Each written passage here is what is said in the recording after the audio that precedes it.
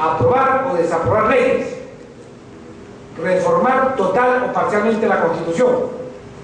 Son derechos que hoy día tiene la población. Y en cuanto se refiere al derecho o los derechos políticos que tienen que ver con la posibilidad que la población directamente pueda controlar al que detente el poder, están el derecho de revocatoria de autoridades, el derecho de remoción de autoridades y la demanda de rendición de cuentas. Estas tres instituciones, todas estas tres, están orientadas a poder el pueblo ejercer la facultad de controlar directamente, sin intermediarios, a quien detente el poder, a quien tiene capacidad de tomar decisiones. Vamos a analizarlo brevemente, por cierto, cada una de estas instituciones, pero quiero primero que identifiquen que uno son los derechos de participación ciudadana directamente en el manejo del poder, que son los que hemos mencionado: derecho a iniciativa ciudadana en la reforma constitucional, derecho a iniciativa ciudadana en la formación de leyes y al referéndum. Y en cuanto se refiere al control del poder político, directamente la población revoca autoridades, remueve autoridades y puede demandar rendición de cuentas. En cuanto a los primeros, derecho de participación directa de la población y el manejo del poder. El derecho a iniciativa en la reforma constitucional, como digo, ya está en la Carta 79, está orientado a permitir de que la población pueda directamente presentar proyectos para reformar la Constitución. Hay una ley que para este efecto hay que precisarla, porque es la que regula y reglamenta todas estas instituciones que están establecidas en el capítulo de derechos políticos de nuestra actual vigente Constitución, que es la ley 26.300, que precisamente se denomina Ley de Derechos de Participación y Control Político Ciudadano, y reglamenta, decía, todas estas instituciones que estamos en este momento citando. ¿Y qué dice esta ley? Aunque eso viene de la Constitución vigente del 73 y la del 79 también. Dice que la población, para poder presentar proyectos para reformar la Constitución, tiene que hacerlo previa documentación que entregue, la solicitud, si se quiere, con el texto del proyecto que acompaña, que debe ser acompañado y que debe ser discutida su aprobación, y lo que es más importante, apoyado por ciudadanos que con su firma en los planillones correspondientes sumen no menos del 0.3% del total de electores que aparecen en el padrón electoral nacional. Es decir, del total de electores que aparecen registrados en el padrón electoral nacional, que hoy llegan ya, creo, a los 20 millones, el 0.3% de esos 20 millones son en número los que deben de suscribir los planillones correspondientes, que se adjuntan a la solicitud respectiva en la que se precisa cuál es la propuesta de reforma constitucional. Por cierto, estas firmas tienen que ser verificadas, su autenticidad por el órgano competente, en este caso es el RENIEC, el Registro Nacional de Identificación de Estado Civil, que como todos sabemos es la institución o organismo constitucional que tiene la data de la información de nuestras firmas, y por lo tanto ellos son los que están en la capacidad de hacer este trabajo de verificación, de autentificación, y con la revisión que ellos hacen se puede declarar procedente la solicitud, y es el Jurado Nacional de Elecciones que remite la solicitud al Congreso a efectos que el Congreso analice, debata el proyecto de ley, de proyecto de reforma constitucional, y la apruebe o desapruebe. Pero lo cierto es que aquí ya ha intervenido el legislador, ha intervenido directamente la población, eso es lo importante. Bajo ese nuevo criterio, hoy también la población tiene derecho de iniciativa legislativa, es decir, directamente la ciudadanía puede presentar proyectos de ley, es lo que se conoce derecho a iniciativa ciudadana en la formación de leyes. Cuando uno estudia en la universidad, y aquí hay abogados, estudiantes de derecho también, ustedes saben de que el proceso de formación de la norma, para que esta inteligencia termine efectivamente con la publicación, pero tiene etapas, ¿no es cierto?, que comienzan con iniciativa legislativa, debate parlamentario, aprobación, sanción, promulgación y publicación, y recién la norma en urgencia, ¿cierto? La primera etapa, que es la que se conoce como iniciativa legislativa, tiene que ver con qué, con el derecho que tienen determinadas personas por el rol que desempeñan dentro del Estado o de las instituciones estatales que tienen también facultades para presentar, ¿qué cosa? Proyectos de ley. Hoy día tienen iniciativa legislativa, ¿quiénes? Los legisladores, el presidente de la República, por cierto, como aprobación del Congreso. Lo tienen todos los organismos constitucionales autónomos, pero en las materias que les son propias. El Jurado Nacional de Elecciones, entre ellos, por ejemplo, tiene facultad de iniciativa legislativa, pero el Jurado Nacional de Elecciones no podía presentar un proyecto de ley sobre política agraria. Ellos tienen que ver un proyecto de ley que tiene que ver con el tema electoral. El Poder Judicial tiene derecho de iniciativa legislativa, pero también en la materia que le corresponde. No se le puede ocurrir al Poder Judicial presentar un proyecto de ley que tenga que ver con política aeronáutica o seguridad nacional, que tiene que ver con materias de su propia competencia. Tiene derecho también de iniciativa legislativa previstos en la Constitución, también en las materias que le corresponden los colegios profesionales, los municipios, los gobiernos locales. Entonces, el abanico de alternativas vía las cuales se puede presentar un proyecto de ley al Congreso son 12. Pero la población no, hoy la población sí tiene derecho de presentar proyectos de ley.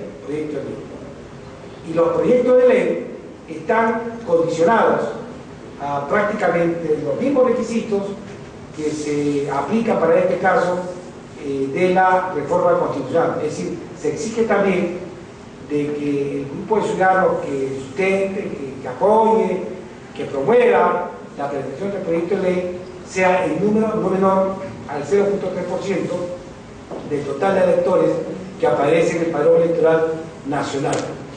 Pero aquí sí hay que hacer una exigencia muy importante.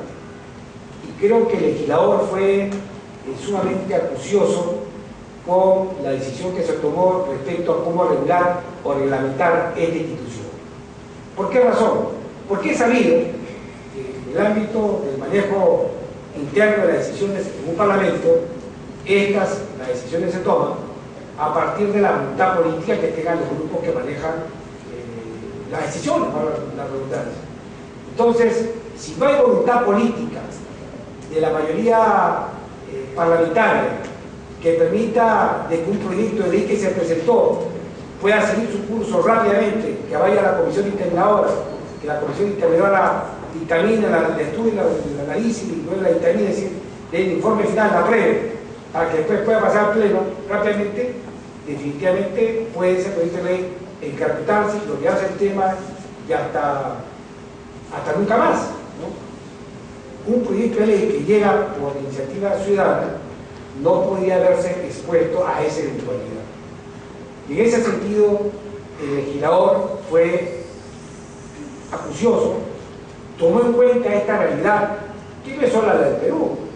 Todos los parlamentos funcionan de esa manera, porque no nos olvidemos que los parlamentos están representados en diferentes grupos políticos, y quien maneja internamente las decisiones del grupo político son fundamentalmente los partidos que alcanzan la primera mayoría. Y si tienen mayoría absoluta, mejor todavía, porque manejan más absolutamente que autoritariamente las decisiones del Parlamento, y más aún ponerse el sistema de Cámara Única o sistema unicameral, con mayor razón todavía.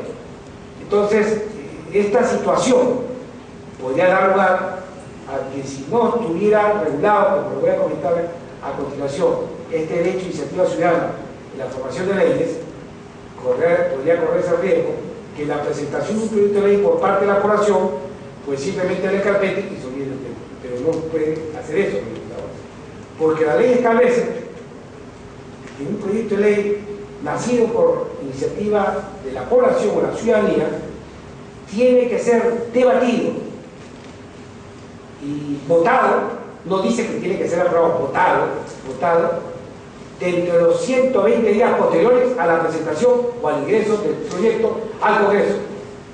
En consecuencia, tiene un plazo el Congreso dentro del cual necesariamente tiene que tomar una decisión. Y esto es muy importante. O sea, no hay posibilidad que encarpete el proyecto y se olvide de él. No, tienen que debatirlo y a su vez votarlo. Pero ahí no queda. Porque además agrega lo siguiente: si lo aprueban, no hay problema. Pero ¿qué pasa si ese proyecto de ley es rechazado? O en su defecto, como es posible que también se dé, porque los proyectos de ley que llegan al Congreso no necesariamente lo que se debate en el Pleno es lo que ingresó a la comisión especializada, porque la comisión puede sufrir modificaciones. Llega al Pleno y el Pleno puede seguirlo modificando, al final de repente sale un texto totalmente distinto al cual fuera presentado. Entonces, decía, puede ser aprobado, puede ser rechazado, o en su efecto puede ser aprobado con modificaciones. Y estas modificaciones pueden no ser satisfactorias para los que promovieron la presentación de este proyecto de ley. ¿Qué pasa si se dan las dos últimas alternativas? Que sea rechazado, o en su efecto que aprobado sea, no contiene lo que pretendían alcanzar los que habían promovido el proyecto de ley. La norma, la de 26.300, señala que los promotores podrán también, pero de acuerdo a lo que dice la Constitución y la ley correspondiente, solicitar que se convoque a una consulta popular de referéndum para que finalmente sea el pueblo el que apruebe o desapruebe la ley. Miren la importancia que tiene cuando el proyecto de ley nace por iniciativa ciudadana.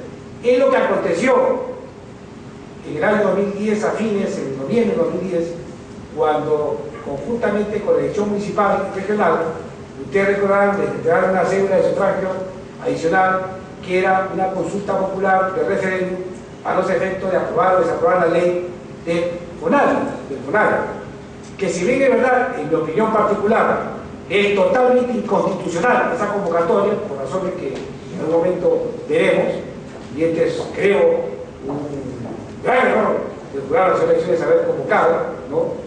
Pero lo cierto es que la intención se fundamenta en esta norma, ¿no?, que tiene sus prohibiciones, y eso es lo que se ha justamente violado, ¿no?, para llevar a cabo la consulta popular, pero ese es el sentido, digamos, ¿no?, de que finalmente es el pueblo el que lo apruebe. ¿Cómo pasó? Decía en noviembre justamente del 2010, en que justamente la gente votó, y votó, estoy con toda seguridad y nadie lo va a decir acá, ni siquiera sabían para qué estaban votando, pero votaron, ¿no? Porque lamentablemente a veces así se llama consulta popular, ¿no? Se aprovecha o se trafica con la ignorancia de los pueblos para tomar ciertas decisiones que terminan por ser inadecuadas o en todo caso inaplicables, como hoy se está debatiendo, ya está casi al voto del Tribunal Constitucional, un pedido para que se crea inconstitucional esa ley que se aprobó vía referéndum. Y los promotores, dicho sea paso, que dieron lugar a que con sus opiniones finalmente un jurado distinto al cual yo tuviera el alto honor de formar parte de él convocó, fueron justamente el propio Tribunal Constitucional, ¿no? Porque cuando el Tribunal dispuso de que debía llevarse a cabo que lo que había decidido el Jurado Nacional de Elecciones, estamos hablando hace 4 años atrás, 4 o 5 años atrás, que el jurado había dicho que esa consulta popular no se podía llevar a cabo porque la ley tenía contenido presupuestario y tributario, y de acuerdo a la ley de la Constitución no puede haber referéndum sobre esa materia. El Tribunal Constitucional dijo que sí se debía llevar a cabo. El jurado ese entonces dijo: nos interesa muy poco lo que hay en el tribunal, porque el jurado es autónomo, sus decisiones son inapelables, contra no se admite recurso, y en consecuencia ahí queda, se acabó el asunto. Claro, lo demandaron, lo denunciaron, pero lamentablemente pasaron los años, y hoy el jurado convocó la consulta popular, se aprobó la ley, y ahora están reclamando al Tribunal Constitucional de que declare esa ley inconstitucional. Miren esos desencuentros que hay cuando lamentablemente a veces órganos estatales, como en este caso en particular el Tribunal Constitucional, toma decisiones al margen de la ley, al margen de la Constitución, que se supone ellos al nivel de cuidar y al nivel de preservar y garantizar. Pero ese es otro tema, no nos vamos a entender en ello, porque si no lo voy realmente a aburrir. Lo cierto es que derecho que tiene la población de poder presentar proyectos de ley tiene esta configuración, tiene esta regulación que finalmente permite que el común de la gente pueda directamente, sin desconocer el derecho que tienen los legisladores, presentar proyectos de ley.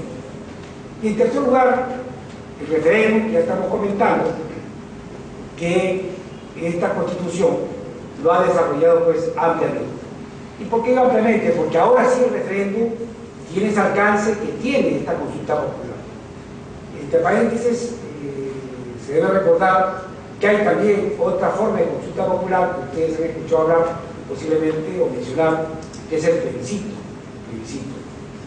Y si nosotros quisiéramos encontrar una diferencia entre el plebiscito y el referéndum, en estricto sensu, académicamente, diríamos lo siguiente: si el tema de la consulta popular se refiere a un tema normativo, un asunto normativo, si se refiere a una norma jurídica, la consulta se denomina referéndum.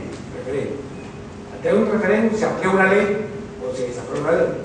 A través de un referéndum se aprueba una constitución o se decae legítima una norma constitucional.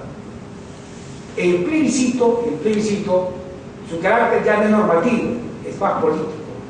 El plebiscito es una consulta popular cuando esta está orientada a confirmar o no asuntos que tengan que ver con decisiones de gobierno, o sea, decisiones de poder. O sea, su carácter no es básicamente normativo, es más político, tiene que ver con actos de gobierno, ¿no? Con actos de gobierno. Pero también es cierto, por eso hago la diligencia correspondiente, que finalmente el legislador o el constituyente le da las cosas en nombre que quiere. Esa es la verdad. Yo hago esta diferenciación por la necesidad de este evento académico y tuve la obligación de hacer la medición, pero finalmente en la praxis política, pues el legislador, el constituyente o la propia autoridad o quien se encuentre en el poder le da a las cosas en nombre que quiere. En el año 80 en Chile, el general Pinochet, cuando tuvo en sus manos el texto de lo que iba a ser la nueva constitución para Chile, norma fundamental que no fue elaborada por una asamblea ni tampoco por Congreso Constituyente, fue un grupo de juristas que él convocó, por cierto, sus amigos, ¿no?, para que elaboraran una constitución que más o menos armara lo que él quería y satisfaciera de esa forma sus ambiciones, sus anhelos, sus metas, sus objetivos que él tenía. En lugar de salir al día siguiente que la tuvo en las manos y al pueblo chileno decirle: ya tienen nueva constitución, es diligencia, a partir de mañana, puede haberlo hecho. Es un gobierno de facto, que tenía el manejo del poder. No lo hizo. Él convocó al pueblo chileno a una consulta popular para que el pueblo dijera si estaba o no de acuerdo con esa constitución. Claro, solamente podía decir sí o no, de la misma forma como nosotros fuimos consultados en el 93 respecto a esta constitución. Porque cuando el pueblo peruano en el 93 se nos consultó esta constitución, nosotros no teníamos la opción de decir: estamos de acuerdo con esto no, cambie esto, no, sí o no, nada más. Bueno, en ese entonces el pueblo chileno consultado dijo sí, y esa es la constitución que, dicho se pasa, todavía rige en Chile, con modificaciones, por cierto, pero la misma constitución que hasta hoy día está vigente en Chile. ¿Cómo denominó esa consulta popular Pinochet? No le llamó referéndum, la llamó plebiscito. O sea, a través de un plebiscito ellos aprueban esa constitución. Esto es una prueba de que, más allá de esta diferencia que hay académicamente entre el plebiscito y el referéndum, el detentador del poder le da a las cosas el nombre que quiere, ¿no? Nuestros constituyentes, por ejemplo, han entrado en la diferenciación de lo que es un plebiscito y un referéndum, y bajo el título de referéndum han contenido todos los temas que son materia de ser consultados: aprobar leyes o desaprobarlas, reforma total o parcial de la Constitución y la consulta respecto a la creación de las regiones. Y en el caso de las regiones no estamos frente a un tema normativo, sino es una decisión de gobierno, una decisión de poder, ¿no?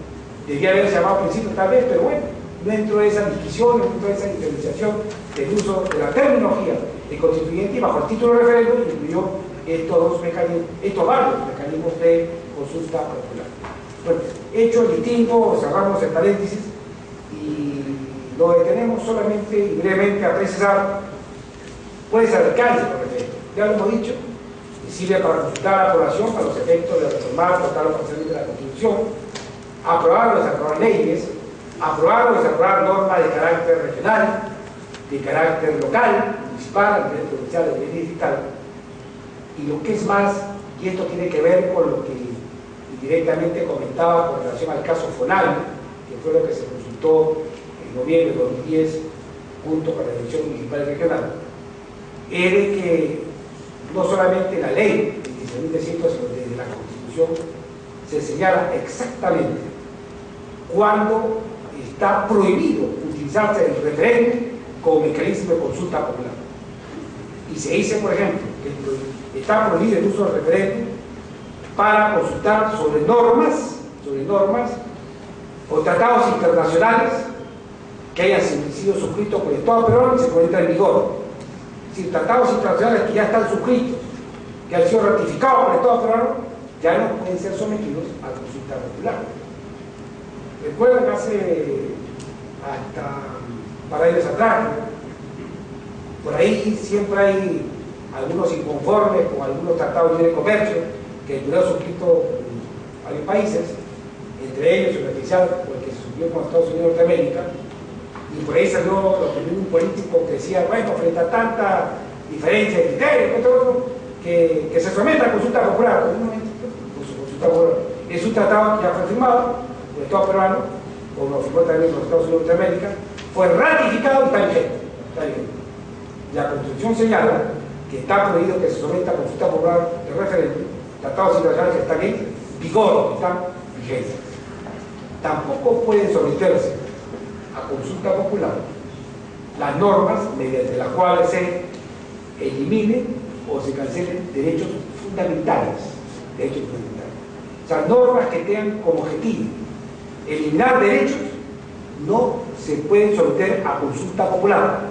No se pueden someter a consulta popular. Expresamente está así previsto la norma constitucional. Y además, lo que nos interesa, que había citado hace un momento, tampoco pueden ser sometidas a las normas que tengan carácter tributario o carácter presupuestario. Es el caso precisamente del FONAVI.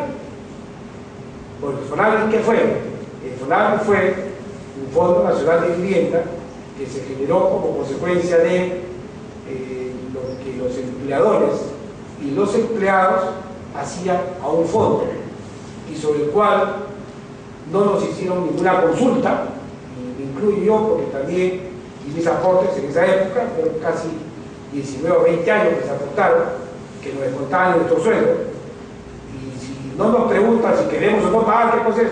Es una carga impositiva, pues, es un tributo, así de simple, no hay necesidad de estar en mayores análisis, ¿no? Entonces, esa fue la razón por la cual, cuando llegó el pedido de la Asociación Nacional de Fonavistas a efectos de que se convoque consulta popular porque la aprobación del proyecto de ley que se había presentado en el Congreso no merecía o no podía satisfacer sus expectativas, el jurado de ese entonces dijo no es procedente por estas razones, haciendo la salvedad que eso no significaba que se desconociera el derecho de los fonavistas de exigir que pueda haber recuperar lo que habían aportado, porque si era un fondo que tenía un objetivo, cuál era la de que el Estado tenía que proveer a la población que no tuviera vivienda, que no tuviera luz, que no tuviera agua, que no tuviera desagüe, ¿no? Y para eso iba a servir, y cuando la población se dio cuenta que esos recursos el Estado utilizó para otra cosa, y no para hacer la vivienda, no para el agua, no para el desagüe, efectivamente, ¿qué dice la población? El Estado devuelve después. Le descontó 20 años y no ha hecho nada, ¿verdad? Devuelve ese dinero. Entonces, el hecho de no declarar que era procedente la consulta popular no significaba que se reconociera el derecho de que se reconozca la devolución a los fonavistas. Lo cierto es que el sustento legal y el sustento constitucional está en este tema que acabo de mencionar, que además el FONAVI también tiene carácter presupuestario, por si acaso. ¿Por qué razón? Muy breve, yo soy economista y lo explico muy sencillamente, por eso. cuando la Junta Militar de Gobierno, que fue lo que crearon el Fondo Nacional de Vivienda, en ese entonces presidida por el general Oscar Alvarado, determinó de que